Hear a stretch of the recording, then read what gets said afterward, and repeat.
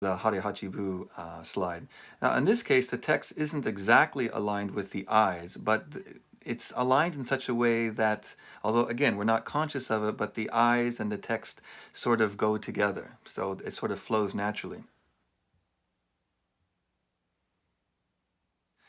The next concept is called proximity, and the idea behind proximity is that elements that are related should be closer together and things which are not related should be further apart. Elements that are close together, the audience is going to assume that they're somehow related, and if they're not, then they should be at a greater distance. And again, it's best to explain this with a simple example. So look at this title slide here. You can see 4 text elements plus a logo. And in this case, it's really hard to tell which is more important, right? We see principles of presentation design. The second line is actually a subtitle, and then there's the name and his position. But it's not really clear which is more important than the other. In this example, the second example, it's very, very clear. So the first 2 lines of text are close together because they're more related. It's the title, the main part of the title, and then the subtitle. And then down below is the name. So the name and the gentleman's position, those are together. And the logo, again, is separated because that's the third element. So now we see there's actually 3 elements, not 5 elements. So when I look at this slide, the main problem is I just can't read the text. So how could we improve this? And in this slide, this is the title slide, and here there were 2 things. The first thing is proximity. Before the text was far apart. In this case, it's really come together as 2 text elements. It's the title with the subtitle in close proximity, and then the name, which is very separate, so it's further away. And then the idea of contrast. So now the background behind the text is almost black, which contrasts very well with the white, and then the photograph below eases in, and it's another element which draws us in.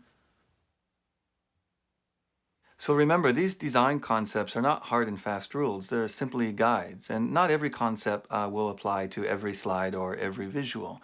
If you want more examples, you can look at my book where I do highlight all of the concepts and others as well. But you can find these examples of these concepts used in graphic design in the world around you. In fact, that's where I get a lot of my inspiration and where I've learned a lot over the years how to apply the concepts is, for example, driving down the road and looking at billboards, or on the train when I'm on the subway. Every morning I'm looking at graphic design and advertisements, and you really can learn a lot, and you can see how professional designers actually do use many of these concepts in all of their designs as well.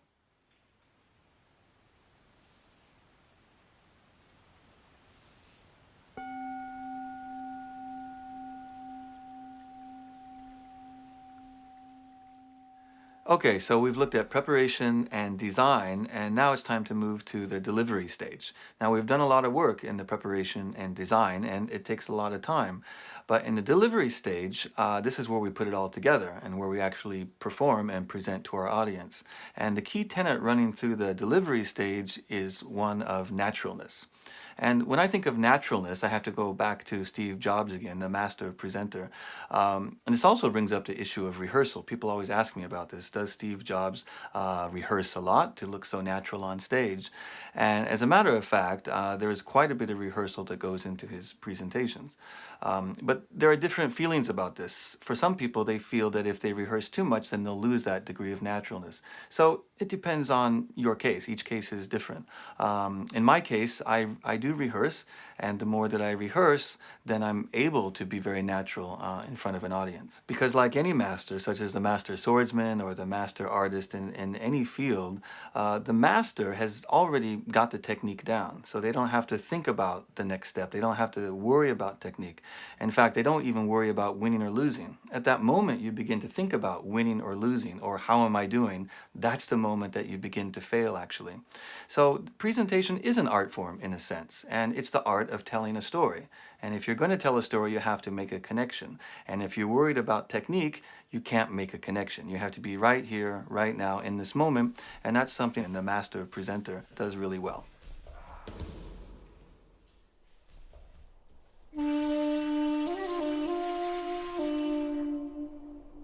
You can actually learn delivery skills from some unusual places, even from the world of judo. For example, if you look at Jigoro Kano's 5 principles of judo, you can see that actually all of them to some degree or another can be directly applied to delivery skills.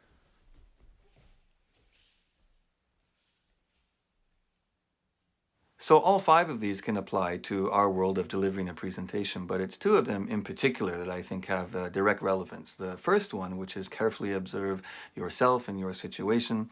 And although we say it's important to be in the moment, remember the art of presenting or the art of telling a story is also connecting with the audience. And you can't do that if you're not aware of your audience and aware of your surroundings. And of course, the fourth one, which is know when to stop. And this one is almost funny because this is a real problem with most presentations, is that the presenter goes over time or doesn't know when to stop. So given 20 minutes, they take 30, given 40 minutes, they take an hour, and so on. So this is really key. Always know when to stop your presentation. So what about the issue of presenting under fire? You're in a situation where there's a lot of pushback from the audience, or maybe, they're sort of pushing you and disagreeing with you in a kind of aggressive fashion. So how should you deal with that?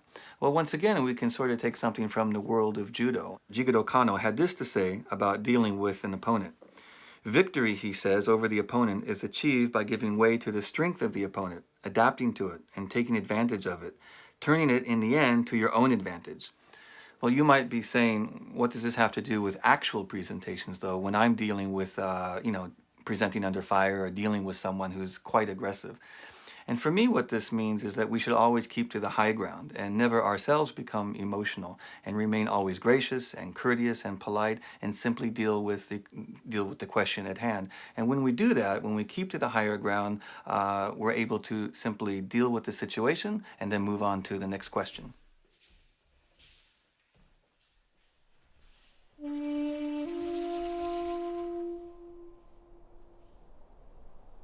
One of my favorite presenters who understands the importance of being in the moment and present is Benjamin Zander. Benjamin Zander is actually the conductor of the Boston Philharmonic Orchestra, but he's also an amazing presenter. And the main takeaway I've gotten from Benjamin Zander is this idea of contribution. A lot of presenters sort of doubt themselves when they're presenting, and they worry, how am I doing? Is the audience liking me? Am I doing a good enough job? But Benjamin Zander says it's all about contribution. And again, at that moment that you begin to doubt yourself or to ask yourself, is this good enough? We need to avoid that kind of thinking. It's simply about being right here, right now, making a contribution with this audience. It's just a presentation after all. And speaking of music, I've learned a lot from the art of jazz. I've been a jazz musician since I was a kid and still perform to this day. And it's funny, I've learned through music that where there is no connection, there can be no contribution. And in the world of jazz, of course the audience is important, but what I'm really talking about is me as a musician working with other jazz musicians on stage. And we have to listen. So I'm aware of myself and I'm aware of what I'm doing, but I'm also at the same time aware and listening to and connecting with the other musicians. Now this translates to the world of presenting. When you're presenting alone on stage, the audiences, in a sense, they're like the other musicians. So you're presenting, you're telling your story, but you're asking questions. They might just be rhetorical questions for a very large presentation, but they are all part of it. Your audience is not removed or not something out there. They're actually a part of you. They're a part of your presentation, and that really is at the heart of connection. The other thing I learned from being a musician for all these years is this idea of leaving your audience hungry for more. I mean, you never want to play past the time where they said, okay, that's enough.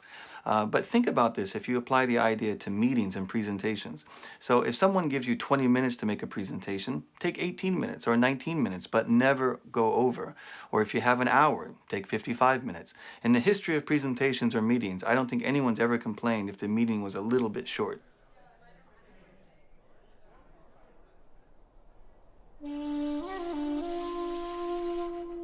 If we're going to make a connection, then we have to remove some barriers. And there are many things that can act as barriers to our ability to connect with an audience. But some of the most common ones are things like turning the lights off when you're giving a presentation. Now, it's true that turning the lights off will make the slides look better, but you have to go for a compromise in that situation because the audience has to see you. If they can't see you, there is no connection. Other things like if there's a podium and you have the option not to use the podium, then don't use it. I say get away from the podium or the lectern so that you can make a connection and get out closer to your audience. Along those lines, are things like using a clip-on mic or a lavalier microphone, a little clip-on. And again, that way it allows you to move around, to get far away from the lectern and the podium and make a connection with the audience. The other thing is to use a small remote control, not a large remote control, but use a small one. And the remote control allows you to, again, walk around, be closer to the audience, and basically go wherever you want to go. And that's very important when we're talking about making a connection.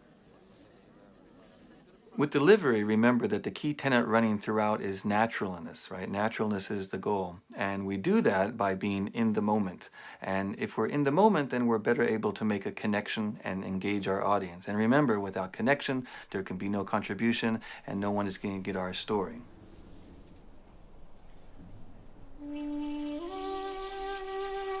So, what's the conclusion? The conclusion is there is no conclusion. There's only the next step. And the next step is completely up to you. You know, you can make improvements in even very small ways. And this reminds me of a Japanese idea which you may have heard about before called Kaizen. Kaizen means continuous improvement. And in the spirit of Kaizen, even very, very tiny improvements are very important. You don't have to make improvements in huge gains. You can make step-by-step improvements as well. Well, how do you improve? Well, there are many ways. The first thing you can do is just volunteer to present. The more that you present, the better you're going to get. You can present internally in your company. You can volunteer to present for your community group, whatever it is. But look for opportunities to make a presentation or to make a speech. You could volunteer or join a Toastmasters and take advantage of the education that they have within Toastmasters, or even volunteer to make a presentation within Toastmasters. You could also volunteer to make a presentation at Pechakucha, or just find a Pechakucha event in your city and just attend and see how the constraints in Pechakucha really lead to good storytelling. And of course you can read. There are many books on presentations which are very good, of course, and communication, but you can also learn a lot about slide design and communication by reading books about graphic design, web design, interior design, and just design in general.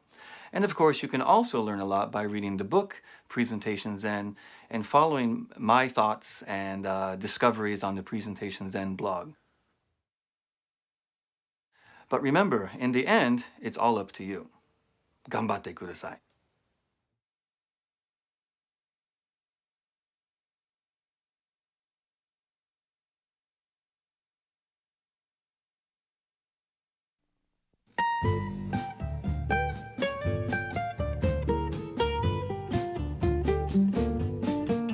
All over. There are Pechakucha nights in city all, or the rather, more is. I can never get that, so I should just not say it. I'm just gonna say it as if this was the last take ever. Do it one more time. So again, when you're away from the computer, you ask yourself these two important questions. Sorry, that was a long way to say it. It's all right? All right? All right. It's all right. All right. And action. So that's a little bit about how I do it. Now you're gonna think, story. Very true, those words. Only the next step. Okay. And we can get a connection with our audience if we remember to be in the moment. And I am really hot under these lights. No, it's only hot here. Yeah. And this is where my brain is. Okay. One more time. Where you at? So. Okay, ready? So, Smithers. Excellent. Okay. Release the house. Some stooge in Sector Z. Okay. Do you feel fabulous? No, don't get me laughing now. Is it? Flower. Listen. Where is that? So you. What's that got to do with it? Very good it is. As you can see. All in here. Ne. Hi.